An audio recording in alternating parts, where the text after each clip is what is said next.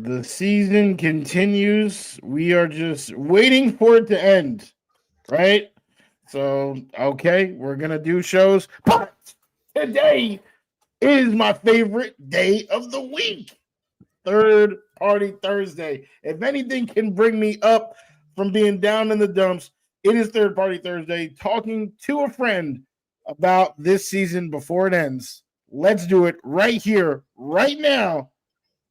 AFC East Division matchup. Boy Green meets Wudi. We kind of help us get a jet chant here. Yeah, go. Oh. Come on in. Go. Okay.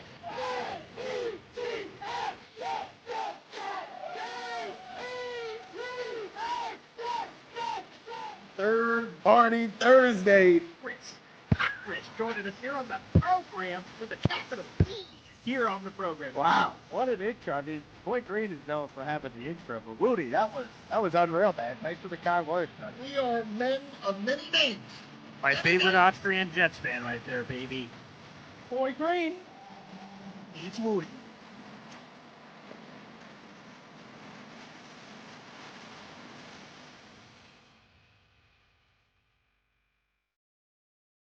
Welcome to another episode of Boy Green Meets Wudi. It is your boy James Wudi. I am rocking.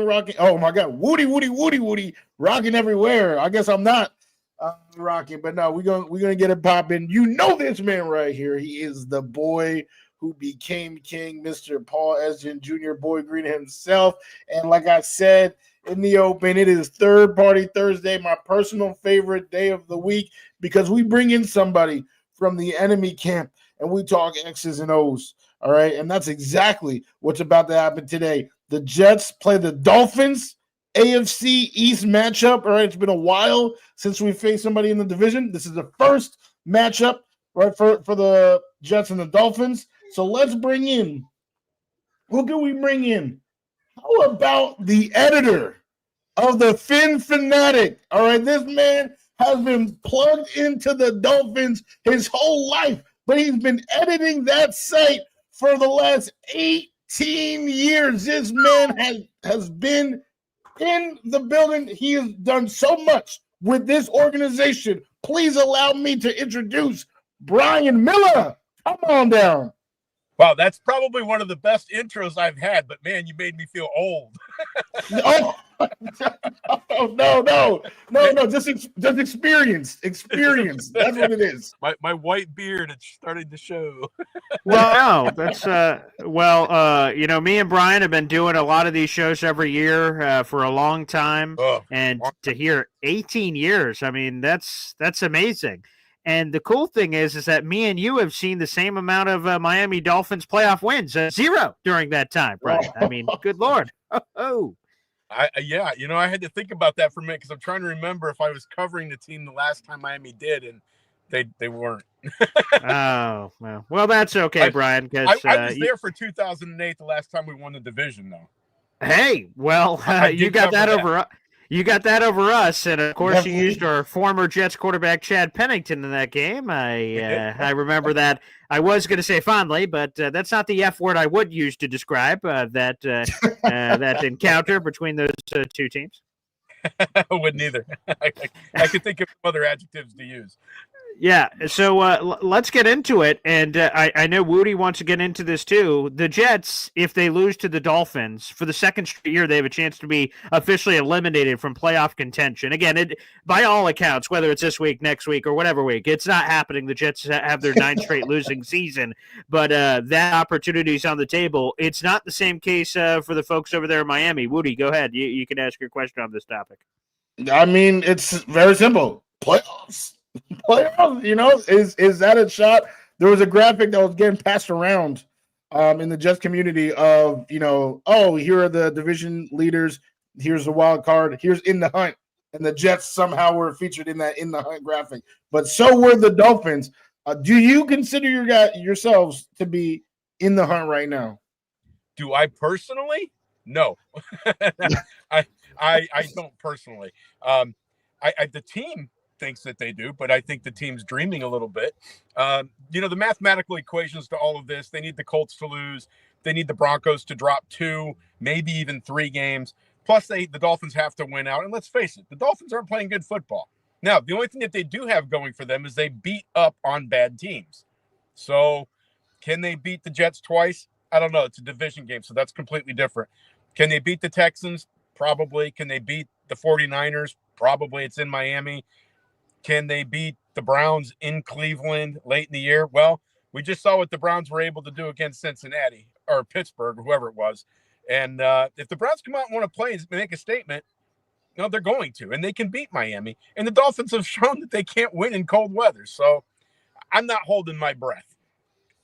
Man, I got to say the Tua numbers have been really, really good the last 3 weeks. 9 touchdowns, no picks, 75, 77% completion percentage. There's a lot of sexy numbers that are there for Tua. But I'm kind of curious because, unfortunately, Brian, we've had to have this conversation far too many times with your other profession outside of your Dolphins land. You've given us some wonderful insights into what some of the stuff Tua's gone through. Obviously, we had the scariest of them all with the fencing and people questioning his football future. And Tua had to miss a significant chunk of this season. And the Dolphins were in this hole, and Tua has to play Superman to try to take them out of this hole to give them even a chance at the playoffs. What has been the Tua story? Because, like I said, a lot of those conversations seem pretty serious, at least from the outside. I don't know what it was happening there in Tua land and whether or not he was really considering football retirement, but it seemed like an option after what we saw very early this season. I believe that was week 2, Thursday Night Football. Yeah, he came out and pretty much, I mean, when he came back to the team after his concussion and he had cleared, he had a kind of an ego and an attitude at his press conference, refusing that he was going to wear any different type of helmet protection, anything like that. He made it very clear that there was never a conversation about retirement at all. There was never the discussion with the neurologist. There was never a discussion with his family. And he flat out said, this is media driven. This was never something that was on the table for me. It was not going to happen. I don't know why we're having this discussion. Well, I'll tell you why you have to have this discussion, because for the last 3 years, every time you go to take a hit, everybody's holding their breath as to whether or not you're going to get up. Because in 2 of those hits, you have been in a fencing posture both times. That's why we're having this conversation. If it happens again, you're not going to miss 4 games. You're probably going to miss 6, maybe half of a season. Is that going to happen again if you are in a playoff chase or maybe a playoff game? It can go either way, but it's a legitimate concern that people have to ask him about. And the fact that he's so blasé about it and almost is like he doesn't care or doesn't want to talk about it, shame on him. In my opinion, it's not my body. I'm not Tua Tagovailoa.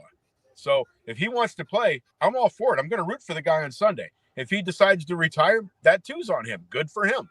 I'm not in his shoes. So, but I think the talk in and of itself is one of those things that, again, it's media driven by in a lot of situations. It's made by a lot of fans on social media who don't have a clear understanding of neurology or anything like that. And you could take one neurologist that's opening his mouth on social media and say, oh my God, this fencing posture and everything else is going to kill this guy. No, it's not. It maybe 30 years down the road from now, he's going to have, concussive issues with his brain, the whole CTE thing. Maybe that's something long term. But in the immediate term, he's not going to take a hit and die on the field from a concussion. He's probably going to die in a hospital a couple weeks later, but, if it was that severe. I think the big concern is what we saw with Trevor Lawrence this past weekend. Here's a guy that went down and slid and got hit. I'm not going to say it was, I've seen the play. Was it a bang bang play? That's not my job to say that. But if it was Tua Tagovailoa, he's going to be out for quite a while. Definitely. It's just the way it is. Definitely. And to your point, Brian, right? This is not the first, right? This didn't just happen once. This has happened quite a few times. And it seems like each time that it happens, the whole team has fallen apart. Right? They live and die by Tua's health. So I'm on the outside looking in. I haven't really tracked too well on like the backup QB situation. I know you guys had our boy Mike White for a little bit, Skylar Thompson, Tyler Huntley, but with having a QB1 that has had these issues, what do you think is the issue there with QB2? I feel like they haven't had a a quality QB2 to prevent the team from completely dismantling and unraveling when Tua has to miss time. Yeah, the last time that the Dolphins had a quality backup quarterback was Matt Moore when he backed up Ryan Tannehill. Wow. Matt Moore was a good quarterback. He was a guy that you knew could come in. He had starting experience in the NFL when he was with the Carolina Panthers. Mm-hmm. Chris Greer is the answer to your question is Chris Greer. The answer to your question is Mike McDaniel. These are two guys that are running this team and think that their ego is big enough that they can say, hey, Skylar Thompson is perfectly fine 3 years into our system to run this system. He couldn't do it. He couldn't do it last year. He couldn't do it the year before, and he can't do it right now. When he came onto the field, the Dolphins looked horrible. He should know the system, but he doesn't. Tyler Huntley comes in. Tyler Huntley is not a quarterback to run this system. It's a lot of quick reads, a lot of movement. That's not Tyler Huntley's play. It wasn't Tim Boyles. It wasn't Mike White. When we saw those guys come in, they couldn't run the system. This system is catered to Tua. But the biggest problem is Mike McDaniel has not, for lack of a better phrase, dumbed down his offense when a backup quarterback comes in. He runs the exact same thing, and he expects them to execute. They can't do that. So to answer your question, Chris Greer should have had a guy like, oh my gosh, blanking out with the Vikings quarterback. Sam Darnold, one of your guys. For that matter, they could have gone and gotten anybody. Zach Wilson. Yeah, I mean, realistically, they could have got Mac Jones. They could have gotten Jameis Winston was out there. Yeah, there's a couple guys. Yeah, they could have brought guys in that have had experience. They could have gone after Jimmy Garoppolo, which I know a lot of fans don't like, but he knows this type of offense because they ran it in San Francisco. So why would you not go and try to get a better backup quarterback when you have a quarterback that's got health issues that could be missing 4 games from one simple hit? By the way, where the hell is Jonnu Smith coming from? I'm like, oh, Tyreek Hill. Oh, yeah. Jalen Waddle, sure. Yeah, that guy. Devon Achane. All right, he's excited. I'm like, Jonnu Smith. I thankfully had him on my fantasy team last year. Got some Falcons action. I was like, thank you, Jonnu. And he ends up in Miami, and boy, I've had the unfortunate displeasure of facing off against Jonnu like in every week of fantasy. They keep trading him around or something because I keep facing him, and he is kicking my patookie. Where did this Jonnu Smith thing come from, and is it real? Yeah, I think it is real because we know Jonnu Smith's got talent. He's shown it through his career. His problem is that he's played on some pretty bad offenses. So it's kind of like, he leaves Tennessee. I can't remember where he went after that. Did he go to New England, I believe. Yeah, that was the big deal, 4-year, $50 million. Yep. Smith, and so he goes to New England. He basically does nothing out there. Then he goes to Atlanta and has kind of a resurgence, and now he's in Miami. Miami was forced to do this because the defenses have taken away that quick read. They've taken away Tyreek Hill. They've taken away Jalen Waddle. They don't have a third wide receiver that's worth anything right now. So your only option is Devon Achane coming out of the back as a running back, or you're throwing it to your tight end. He fell into a great situation because Mike McDaniel has no other option on the field but to throw to Jonnu Smith.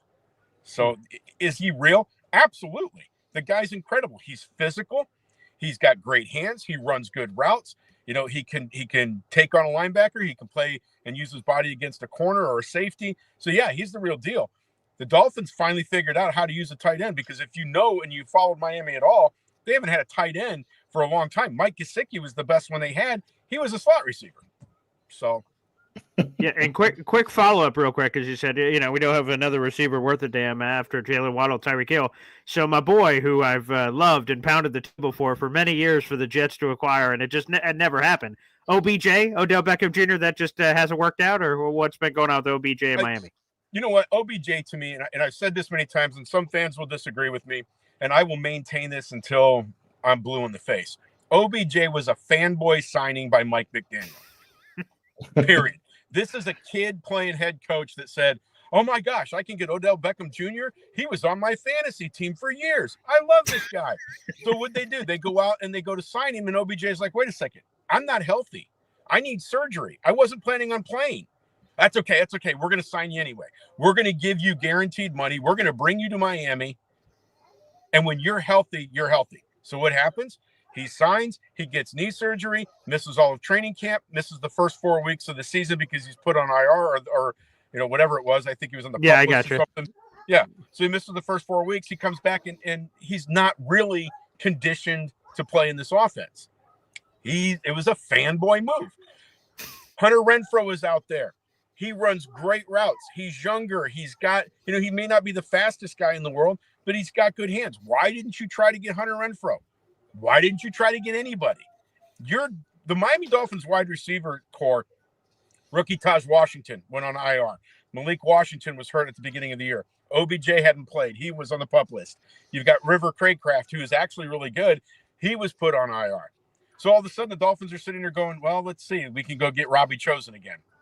Hey, there you go. Hey, this connection between Miami and the Jets, man. It's you sick. Take our cast-off coaches, we take your cast-off players. Yeah, well, which, I guess speaking of that, I'll do another quick follow-up here, Woody, as I just take this thing over. But one of the things I think and we'll mix with this because Woody has some questions for the president and things that are going on right now. And we've played this game before, Brian. You just joked about it with, which I wish it was a joke. I wish that didn't really happen, but it did. Thank you for Adam Gase again. But there's some other waters that Jet fans want to swim in that have either former or current Miami Dolphin influence in it. I want to go to Brian Flores because I'll be honest, and I think we might have talked about this privately, Brian. I don't know if we've done this on a show before, but I'm a little turned off to the whole Brian Flores thing. The whole thing that went on with Tua and basically how that all flopped out. It won't influence you, Brian. I know you'll say what's really on your mind about it, but that one kind of gives me the little heebie-jeebies about him potentially coming in here. But he's got a strong love among the Jets fan base as a New York guy and a former head coach, and a lot of people love him, should they? There's a lot to like about Brian Flores, and I think he got kind of a raw deal in Miami. I think he was put I think that Chris Greer, Stephen Ross, Tom Garfinkel, the CEO, I think they put a lot of pressure on him to lose right out of the gate. He wanted changes. I don't think he was listened to quite enough. When he didn't want Tua, he wanted Jordan Love, I think it was, or Jalen Hurts, somebody. It could have been Justin Herbert. I think. Yeah, he wanted. I mean, there was Justin Herbert, and then there was the quarterback. Was it Jalen Hurts? It was taken later in the draft. I think you're right. Yeah, I think so. He wanted one of those two. He did not want Tua, and I think that when Greer said, "Nope, you know what, Ross and I, we want Tua. This is what we're going to do," and then they kind of force-fed that down his throat. So what did he do? Get me Ryan Fitzpatrick. Another Jets connection. Ryan Fitzpatrick comes in. They want Tua to start. He won't start. He wants Ryan Fitzpatrick to start. So there was a lot of animosity there. They didn't get along. You butted heads all the time. But what the Dolphins did, and I'll make this quick, they brought in a lot of people from the Patriots. They brought in Ann Nolan to handle communications, and they really kind of changed the entire core of the team to try and mimic what the Patriots were doing. And, of course, it didn't work. So you asked me about Brian Flores. I think he's going to be a good coach in the NFL again. I think he's learned a lot, and he needs to keep his mouth shut. But it's going to take the right system for him to get into. He's not a bad coach. He's a very demanding coach. Dolphins players didn't like that. Chris Greer sided with the Dolphins players. So if he goes to New York, he gets a good, strong GM that's going to support him. You're going to get a guy that's probably going to be a great coach. He goes to New York and you get somebody that's going to have friction. He's going to flame out real quick. All right, there you go. Again, Brian Miller, a Fin Fanatic here on the show. Go ahead, Woody. Appreciate you, Brian. Brian Flores is actually number one on my list. We talked about it on this show. Not even that long ago, because we were already talking as soon as Salah was gone. We were talking about coaches. So on this show we talked about it. And he was number one. So I love to hear that, right? And that makes sense, right? GM and coach continuity, that makes for peace. There, has been peace so far currently with, your GM and head coach right now. But is the seat warm? I mean, I've seen so far in these 19 minutes that we've been talking together, there have been some things about Mike McDaniel that you personally haven't been too pleased with. How do you feel like Chris Greer? How are they feeling about McDaniel. Do you think his seat is warm all this time so far with this roster? No playoff wins, embarrassed in the cold. Is the seat hot? It's funny that you say that because on my drive over here to this school, I thought that this question was going to come up. So I gave it some thought. If I was Stephen Ross, I would have him tied to a pole and I would have that fire lit and I would look at him and go, get it changed, get it fixed, or you're getting out of here. And the person that's going to be standing on the other side of that pole is Chris Greer. Chris Greer's been here since 2016. I wrote up a big article on why this guy should not be a general manager. I wrote up one today on all of his draft picks, and it's something crazy that this guy doesn't have a clue. You got a quarterback that has gone through 2 major concussions, and you have not yet fixed your offensive line. That's not a priority. I'm sorry. If you can't give Mike McDaniel the pieces he needs to have a solid running game on offense and a quarterback that can be protected, what the heck are you doing as a general manager? If I was Stephen Ross, I would hire I would fire Chris Greer immediately. I would bring in a general manager that would be able to spend the next 4 weeks, 5 weeks, whatever it is that they're going to play to evaluate Mike McDaniel. And I'm going to make it be known, yes, your seat's warm, because if this new GM doesn't think you've got what it takes and he's got a better idea for a coach, you're out of here. Because I'll tell you what my opinion on Mike Daniel is. I like the guy somewhat, but every mistake that this team was making 3 years ago when he was a rookie head coach, they're still making today. You cannot hold players accountable for not being physical, not being disciplined, making the same mistakes every week over and over again when your head coach is doing the exact same thing. Is he on the hot seat? I don't know. Should he be? Absolutely.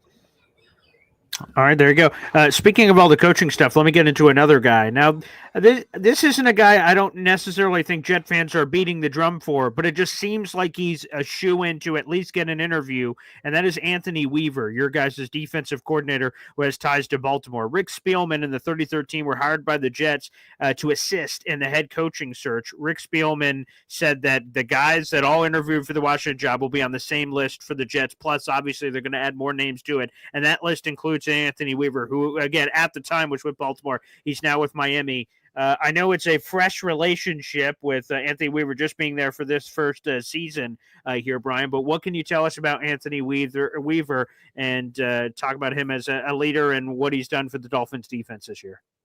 Before I jump into that, I just want to bring to light the fact that here we are, again, Miami and New York. Yeah. Recycling the same garbage, wondering why in the hell neither one of these teams can succeed. Mike Tannenbaum's been in your system. He's been with you guys. Yeah. He was with us and failed miserably. Rick Spielman was our general manager. I forgot about that. Yeah, that's right. Yeah, like 2004. You guys just hired, two former Dolphins, executives that failed miserably. One of them failed miserably with the Jets, and you guys, your Woody Johnson's bringing them in to rebuild your coaching staff and general manager. Well, yeah. So Anthony Weaver, I think he's going to be a very good head coach someday.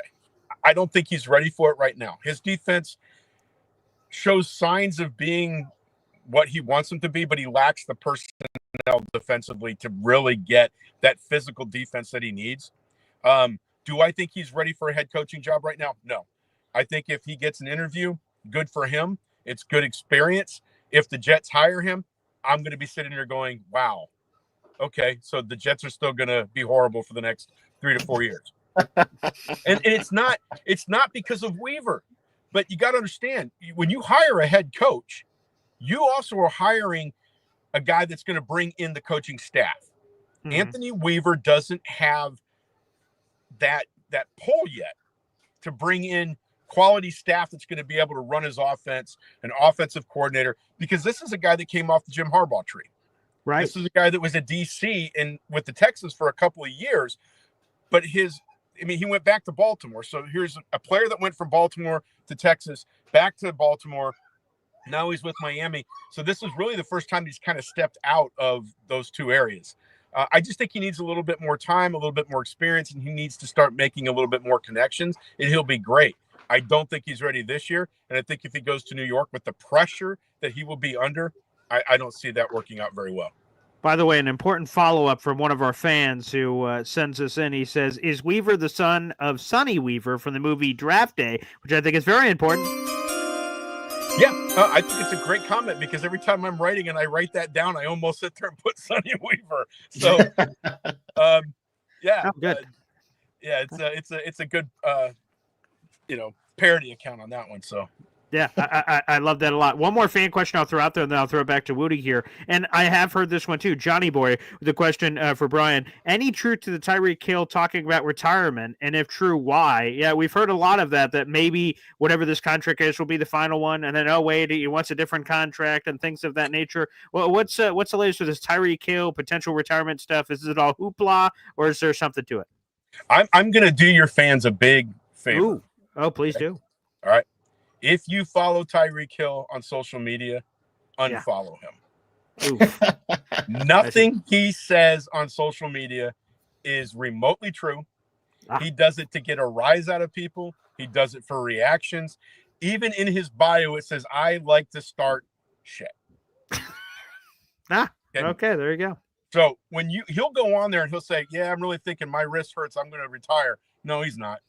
He just wants to get everybody out there to start talking about him. He has made no mentions of retirement. The idea was about 2 years ago, after his first year, is that 2025 was going to be his last year. He was going to retire and go in to do something else that he wanted to do. That has never been mentioned again. Okay. So again, it's another one of those things where people talk. It's the same thing with the whole, Tyreek Hill's going back to Kansas City before the I've heard that. Yeah. It's nothing. It's not even speculation. I have heard absolutely nothing about Hill wanting to retire. He likes playing in Miami. He has had, I gotta say, for as talented as he is and how much of an ego that guy has. Yeah. I've never quite seen a receiver so humble with being an afterthought in an offense. I mean, he can't get open because he's covered so much. You would think a lot of receivers would be having a fit over that. He doesn't complain. He's not throwing his helmet. He's not talking to the media saying they screwed up and didn't get me the ball, or Mike McDaniel's got to figure it out. He's supporting his coaches. He's supporting his quarterback. And he's saying, hey, if I'm being covered, somebody else is open. That's a team guy. And I'm impressed with that. But no, there's nothing right now that's hinting towards him retiring anytime soon. Good, because the National Football League, while I hate to see all the Tyreek Hill touchdowns are maybe coming with Sauce Gardner's uncertain status for the game this weekend, while that personal stuff aside, the NFL is a better place when Tyreek Hill is scoring touchdowns and making crazy plays in it. So the NFL is a better place with him in it. I'm disappointed that Sauce Gardner's not playing this week. I mean, the refs finally realized that the guy holds on just about every single play. So. There it is. There it is. I've been waiting a year for that. I told you this last year too. You did. I've been trying to tell Boy Green for a long time, but then I just, people start calling me Judas. But I know. Yes, I've seen it. Now the refs are seeing it. I'm a little concerned because DJ Reed, he got blessed by the Father, Son, and Holy Ghost last year by Jaylen Waddle, and he sure did. Yeah. And then Mike McDaniel, they had the mic'd up because it must have been Hard Knocks or something is where we got the extra footage from it. Oh God, good Lord have mercy. That was tough. That was tough. It was definitely tough. Yeah, go ahead, Wudi. Oh my God, both games last year. Now that I'm thinking about it, that's true. Yeah. Yeah, right. But that's actually what I want to talk about, right? Because I guess that's technically why we're here is this Sunday. Sure. If there are any keys to the game, I mean, I know the Jets have just been finding spectacular ways to lose games. So maybe, maybe it's a trap game for all I know. I don't know, but maybe, you're not too concerned. But if there are any keys you feel like the Miami Dolphins need to hit to win this game, what would they be for Sunday? I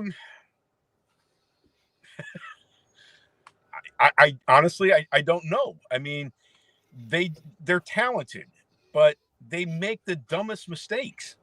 The pre-snap penalties are ridiculous. I think the Dolphins are not going to have a problem winning this game because they're playing at home. The Jets are not a good football team. I'm sure we're going to talk again because that's what we do twice a year, Paul. The last game of the season, is going to be more of there might be more keys to that because the Dolphins will be playing in a hostile environment.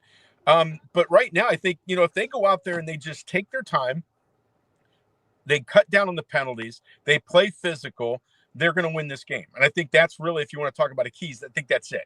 Cut down on the penalties and play physical, because the Jets might be a bad football team, but they're playing Miami, and there will be nothing in this world that they would like more than to knock the living hell out of them and send them home and make it even harder for them to make the playoffs, which you're not going to do anyway. But, to be able to go into Miami at Hard Rock Stadium in front of their fans and whip them and say, yeah, we're a bad team, but you're worse. It's a division game. So it's going to be tough. I'll just say this on this Dolphins thing, which was sort of going to be my question, is that the Dolphins have kicked the Jets' ass, if I'm being straight up. They've won 13 of the last 16 games, and last year, the Jets got they ass swept, as the kids say, and it was 64-13. So why have the Dolphins had the Jets number really since November of 2016? So we're going on an 8-year stretch here. But specifically, even in the Mike McDaniel era, the Jets have not held their water very well against this Miami team. I don't know. It's hard to say because the Jets have they've had decent football teams. I think the biggest problem is the Jets have not had a good quarterback. And when you don't have a good quarterback, you're not going to win a lot of games, even in division games. The Dolphins are in the same boat against Josh Allen and the Bills.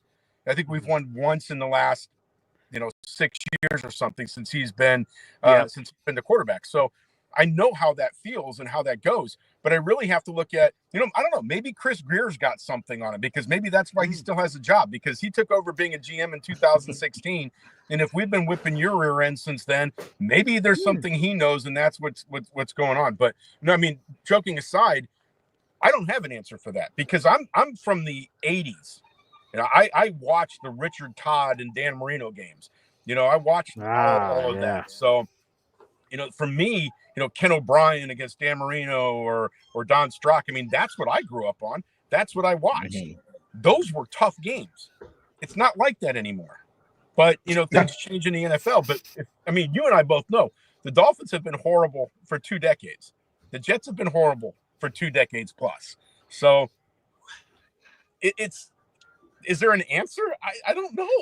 I can tell you I've been to MetLife Stadium one time to see the Dolphins and Jets, and the Dolphins lost. So, all right. So we need to, long story short, get you to MetLife Stadium at the end of the season, is what we're saying. I see. I understand. You won't catch me in New York in December.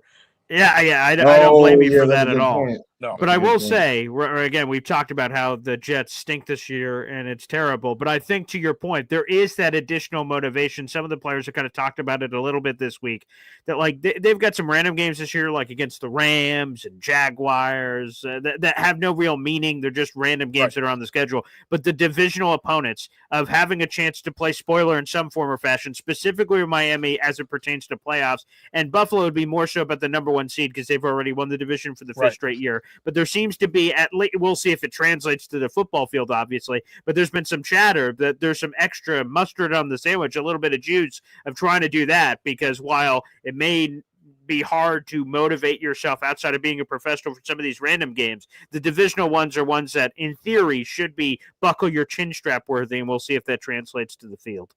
It's interesting that you say that, because I have to ask myself, is it really motivation anymore? The Jets know they're getting a new head coach.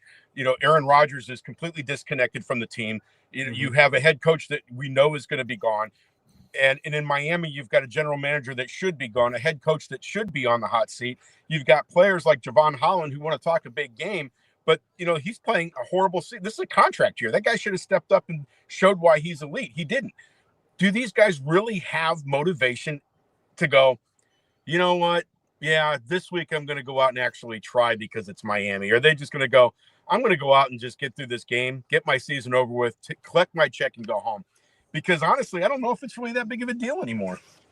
Yeah, which is sad. Like I said, we've talked about this before, that we wish that this had the same juice as it used to. Maybe one day it will. It'll have to depend on the teams getting back into it. But, Brian, I want to thank you so much for joining us here. It's great to continue our annual tradition, and we'll have to do it again here in a couple of weeks. Yeah, absolutely. And Wudu, it's great to meet you. I talk a lot, as Paul knows. That's why our segments last so long. But we've developed a real friendship over the years, so it's kind of it's cool to have a third person on here. So there you go. Yes, absolutely. No, great to meet you, and definitely, this is the first time that we're talking, but it definitely won't be the last. I'm glad to hear it. I hope so. All right, thanks, Brian. You bet, guys. Good luck this weekend. All right, You we'll too. need it. Thank you. Yeah. Well, we'll need it. I don't think they need it, Woody. I think you can take your luck back. I think you can take the luck back. I think we could use it. All right, Woody, another third-party Thursday, baby. A lot of fun. Again, when we decided to do third-party Thursdays, I had a different vision in my mind for playoff preview, this, that, or the storylines and things of that nature. Those don't exist. I'm working on a couple of head coaching questions that may have ties to the Dolphins, unfortunately. Not exactly how I drew it up, Bob, but here we are. Yeah, I mean, right before we went on air, I said that, I was expecting the AFC East this year to come down to the Dolphins and the Jets. I thought, the other two teams didn't have a chance. I thought that, it would be a slugfest.